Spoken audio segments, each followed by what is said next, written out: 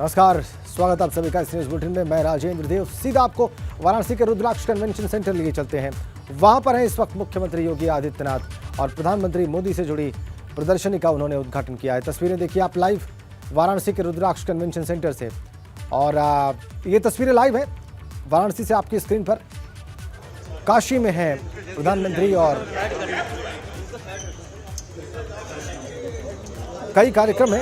अभी फिलहाल रुद्राक्ष convention centre में है और देखिए प्रधानमंत्री मोदी से जुड़ी जो प्रदर्शनी है उसका उद्घाटन करने के बाद उसका अवलोकन भी कर रहे हैं। पीएम के जीवन पर आधारित जो फोटोग्राफ्स हैं उनकी प्रदर्शनी का उन्होंने उद्घाटन किया है। 55 चित्रों के माध्यम से प्रधानमंत्री के जीवन को और उनकी उपलब्धियों को, उनके बड़े प्रयासों को पेंटिंग के माध्यम से दिखाया गया है।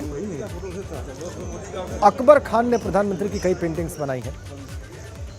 रुद्राक्ष कन्वेंशन सेंटर में है इस वक्त मुख्यमंत्री योगी आदित्यनाथ। पीएम के जीवन पर आधारित फोटो प्रदर्शनी का उद्घाटन करने के बाद जो पेंटिंग्स वहां पर हैं उनका वो अवलोकन कर रहे हैं, उनको एक नज़र देख रहे हैं। प्रधानमंत्री के जीवन से जुड़ी बातें वहां पर प्रदर्शनी में फोटोज़ के जरिए दिखाई गई हैं। प्रधानमंत्री मोदी की पेंटिंग्स हैं, अकबर खान ने उन्हें बनाया है। और इस तरीके से काशी में है जो प्रधानमंत्री मोदी का संसदीय क्षेत्र। वहीं पर रुद्राक्ष कन्वेंशन सेंटर में यह प्रदर्शनी और उसी का उद्घाटन किया है अभी अभी मुख्यमंत्री योगी आदित्यनाथ ने। तस्वीरें आपने अभी अभी लाइव देखी। चलिए आगे बढ़ते हैं। मैनपुरी उपचुनाव से जुड़ी एक बड़ी खबर आपको दे दें। बीजेपी के मंथन में 3 नाम रेस में सबसे आगे चल रहे हैं। सबसे ऊपर प्रेम सिंह शाक्य का नाम है जो पिछली बार इस सीट पर चुनाव लड़े थे। ये बड़ी खबर मैनपुरी उपचुनाव से जुड़ी हुई। सबसे ऊपर प्रेम सिंह शाक्य का नाम है जो पिछली बार इस सीट पर चुनाव लड़े थे। 3 नाम रेस में सबसे आगे। 3 नाम आएंगे मुख्यमंत्री आवास पर जब कल बैठक होगी कोर कमेटी की, और उन 3 नामों में तीसरे नंबर पर है ममतेज शाक्य। प्रेम सिंह शाक्य पिछली बार चुनाव लड़ने वाले पहले नंबर पे है, तीसरे नंबर पे है ममतेज शाक्य। कुल 3 नाम है, उसमें 2 शाक्य।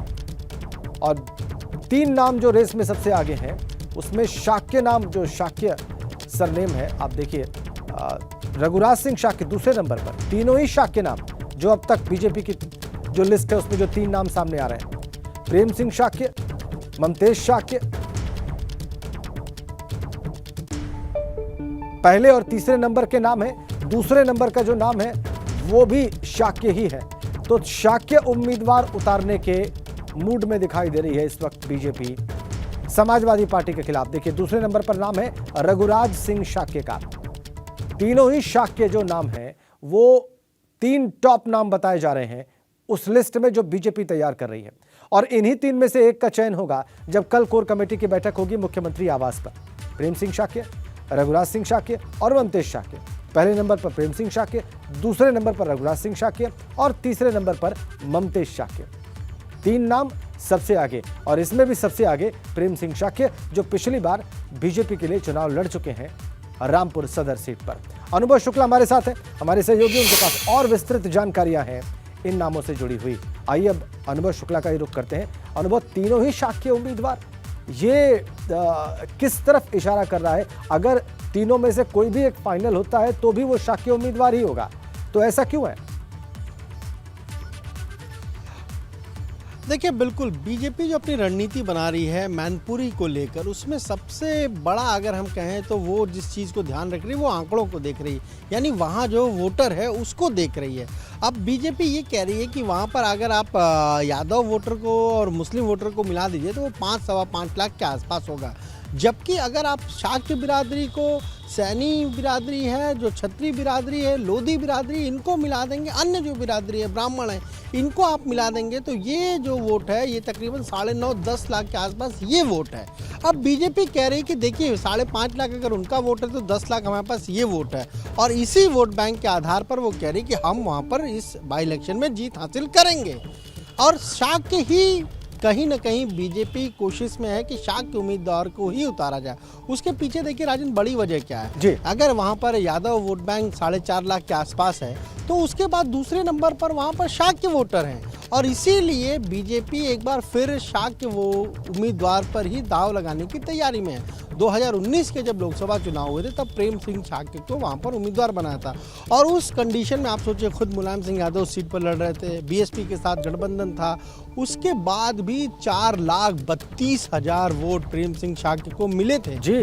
तो इतना बीजेपी को लग रहा है कि जब इतना वोट हम तब पा गए जब बसपा साथ में थी, सपा के साथ गठबंधन था, मुलायम सिंह यादव खुद चुनाव लड़ रहे थे और बीजेपी ने ठीक है फाइट किया लेकिन उस तरह से फाइट नहीं किया जितना वो इस बार बाई इलेक्शन में करने जा रही है। तो उसको ये लग रहा है कि एक तो प्रेम सिंह शाक्य की जो इमेज है खास तौर से हमारे जो सूत्र उनका यही कहना है कि जो नाम आया है क्षेत्र से उसमें यही 3 नाम हो सकते हैं।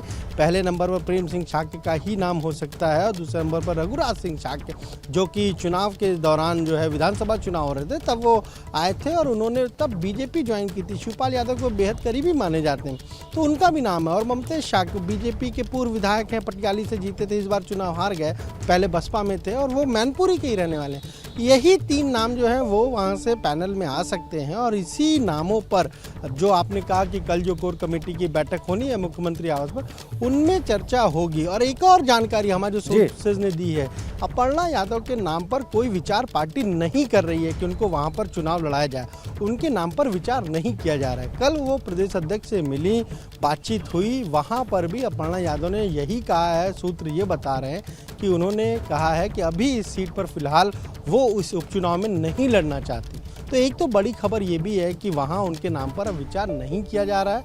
3 जो नाम है जिनका पैनल आ सकता है वो यही 3 नाम है और बीजेपी का पूरा फोकस है, पूरी तैयारी है कि किसी शाक्य को ही वहाँ पर उम्मीदवार बनाया जाए और अगर शाक्य के बाद कोई है तो किसी क्षत्रिय समाज से आने वाले पार्टी के नेता को वहाँ पर कैंडिडेट बनाया जा सकता है। लेकिन 3 जो नाम है रेस में वो सबसे ज़्यादा रेस में यही 3 नाम आते हैं। जी अनुभव, आपने बहुत रोचक जानकारी दी। आपने बताया कि क्यों शाक्य उम्मीदवार, आपने इस बात को दर्शकों को समझाया कि क्यों शाक्य उम्मीदवारों पर दांव लगा सकती है बीजेपी और क्यों जो टॉप 3 जो कैंडिडेट्स चल रहे हैं बीजेपी की लिस्ट में आगे वो सारे शाक्य नाम ही हैं। आपने बताया कि यादव अगर वोटर 4.5 लाख है तो उसके बाद दूसरे नंबर पर शाक्य वोटर है और इसलिए ऐसा हो सकता है और अपर्णा यादव पर पार्टी विचार नहीं कर रही है। कल की मुलाकात का यह अर्थ न लगाया जाए कि अपर्णा यादव उम्मीदवार हो सकती है बीजेपी की। महत्वपूर्ण जानकारियां अनुभव, बहुत बहुत धन्यवाद आपका इन तमाम जानकारियों के लिए। चलिए अब आगे बढ़ते हैं। खतौली विधानसभा उपचुनाव को लेकर राष्ट्रीय लोकदल सपा गठबंधन प्रत्याशी का आज ऐलान हो सकता है और इस बीच राष्ट्रीय लोकदल ने खतौली में पूरी ताकत झोंक रखी है। पार्टी के नेताओं ने खतौली में डेरा डाला हुआ है। राष्ट्रीय लोकदल की टीम गांव-गांव जा रही है और पश्चिमी उत्तर प्रदेश के नेताओं का खतौली में जमावड़ा लगा हुआ है। 13 नवंबर को राष्ट्रीय लोकदल अध्यक्ष जयंत चौधरी की खतौली में ताबड़तोड़ 3 जनसभाएं हैं। ये साझा उम्मीदवार होगा लेकिन सिंबल राष्ट्रीय लोकदल का होगा। तो मंथन जारी कि वो उम्मीदवार कौन हो खतौली उपचुनाव के लिए। राष्ट्रीय लोकदल का ही उम्मीदवार होगा, राष्ट्रीय लोकदल के ही चुनाव चिन्ह पर वो मैदान में होगा। लेकिन स्वाभाविक तौर पर समाजवादी पार्टी का चूंकि समर्थन होगा इसलिए मंथन जारी। पश्चिमी उत्तर प्रदेश के नेताओं का खतौली में जमावड़ा लगा हुआ है। पार्टी के नेताओं ने खतौली में डेरा डाला हुआ है। राष्ट्रीय लोकदल ने पूरी ताकत झोंकी हुई है और आज ऐलान हो सकता है सपा रालोद गठबंधन के प्रत्याशी का जो कि राष्ट्रीय लोकदल के सिंबल पर ही चुनाव लड़ेगा। पूरी ताकत वहां पर राष्ट्रीय लोकदल ने झोंक रखी है। जमावड़ा डेरा वहां पर डाला हुआ है राष्ट्रीय लोकदल के नेताओं ने खतौली में। 13 नवंबर को राष्ट्रीय लोकदल के अध्यक्ष जयंत चौधरी की 3 ताबड़तोड़ रैलियां।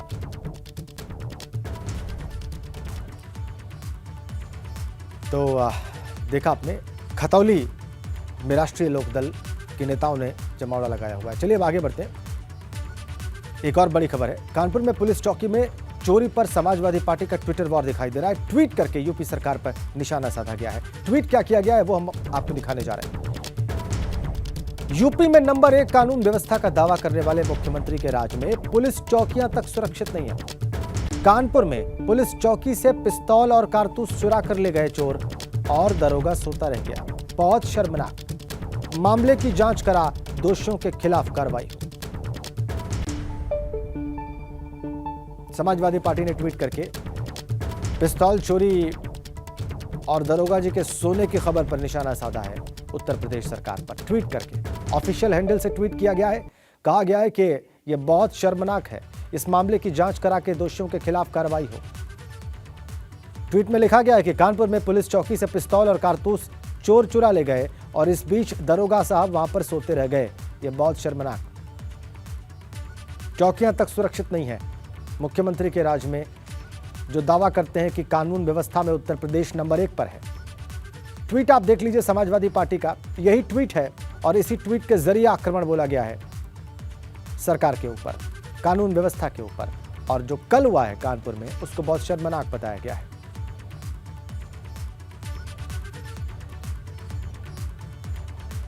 ट्वीट का कंटेंट आप इस वक्त अपनी स्क्रीन पर देख रहे हैं।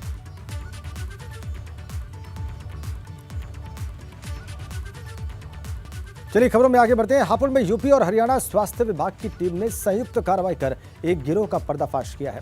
लिंग परीक्षण कराने के आरोप में 6 महिलाओं पर 5 पुरुषों को हिरासत में लिया गया है। लिंग परीक्षण कराने वाला यह गिरोह इन महिलाओं का लिंग परीक्षण कराकर फरार हो गया था और जब इन महिलाओं से पूछताछ की गई तो इन्होंने बताया कि हापुड़ में गुलावटी में लिंग परीक्षण का काम होता है।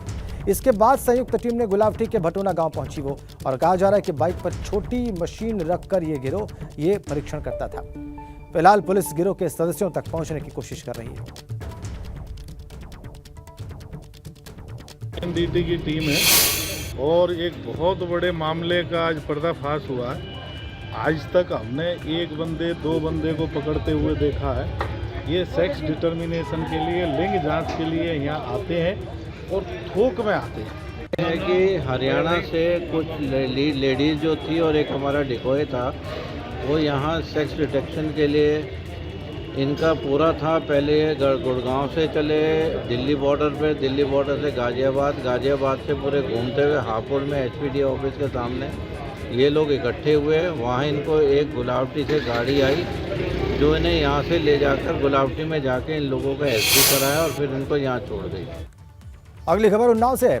बाइक टेम्पो की भिड़ंत में एक व्यक्ति की मौत की खबर आ रही है। 12 से ज्यादा लोग इस हादसे में घायल बताए जा रहे हैं। इस हादसे के बाद सड़क पर जाम लग गया। कई घायल गंभीर हालत में जिला अस्पताल रेफर किए गए। यह हादसा हुआ है मियागंज मार्ग के अमीर नगर पुलिया के पास। बड़ी खबर, जाम लग गया इस हादसे के बाद सड़क पर। कई लोग घायल हुए, उन्हें गंभीर हालत में ही जिला अस्पताल रेफर किया गया है। टक्कर हुई है, हादसा हुआ है, 12 से ज्यादा घायल हुए हैं, एक की मौत की खबर है। बाइक और टेम्पो की भिड़ंत हुई है उन्नाव में। बाइक और टेम्पो की भिड़ंत में एक व्यक्ति की जान गई, 12 घायल और हॉस्पिटलाइज कराए गए। जैसा कि आप तस्वीरों में देख भी पा रहे हैं, सड़क पर जाम लग गया इस हादसे के बाद और कई वहां पर गंभीर रूप से घायल हुए हैं। उन्नाव से खबर है।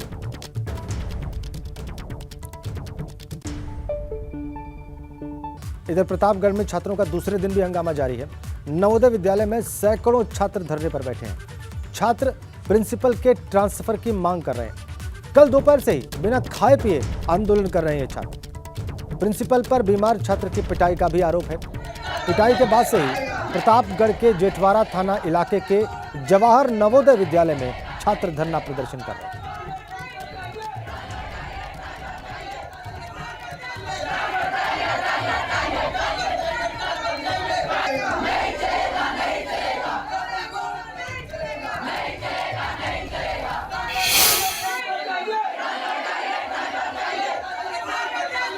नवोदय विद्यालय में हंगामे की तस्वीरें आप देख रहे हैं एक्सक्लूसिव।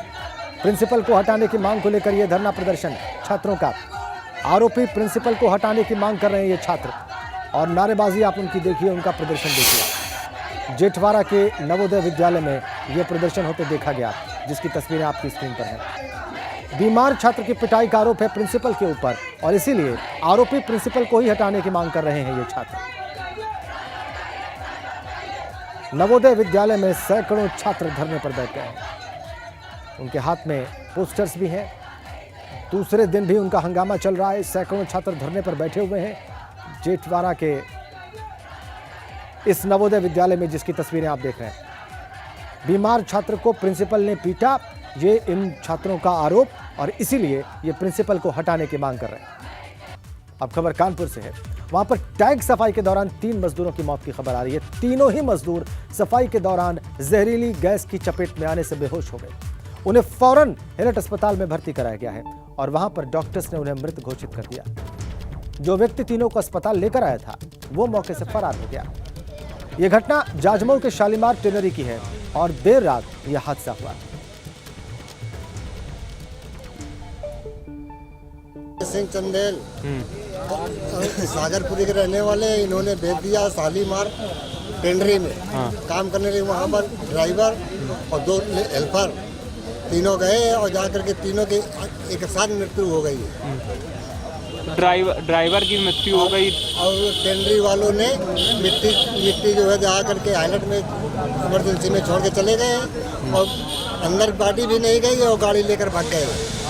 जब हमारी घर से फ़ोन मिला है सोनू को, तो सोनू से बातचीत नहीं हुई है। किसी ड्राइवर से बातचीत हुई थी तो उन्होंने कहा मैं एम्बुलेंस वाला ड्राइवर बोल रहा हूँ।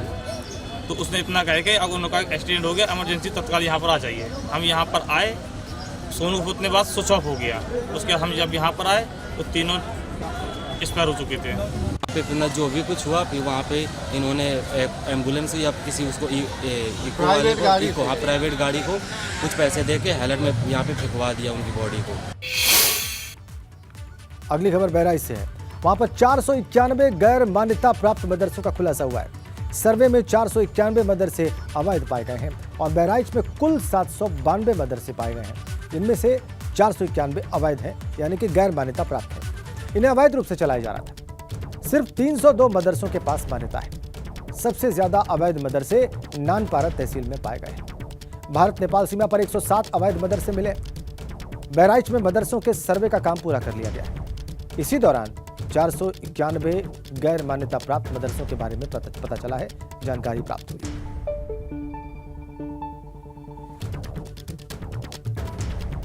कुल 792 मदरसे बहराइच में, 491 गैर मान्यता प्राप्त, यानी बड़ी संख्या। बहुतायत उन्हीं मदरसों की जिनके पास मान्यता नहीं है और वो अवैध रूप से संचालित हो रहे हैं। शासन के निर्देश के क्रम में पूरे प्रदेश में गैर मान्यता प्राप्त मदरसों का सर्वे किया गया है। इसी क्रम में आदरणीय जिलाधिकारी महोदय के निर्देशन में जनपद बहराइच में भी ये सर्वे कराया गया है और इसमें 491 मदरसे चिन्हित किए गए हैं जो गैर मान्यता प्राप्त हैं। इन मदरसों में 13 बिंदुओं पर इनका सर्वे किया गया है। मदरसे का नाम क्या है, मदरसे को संचालित करने वाली संस्था कौन सी है।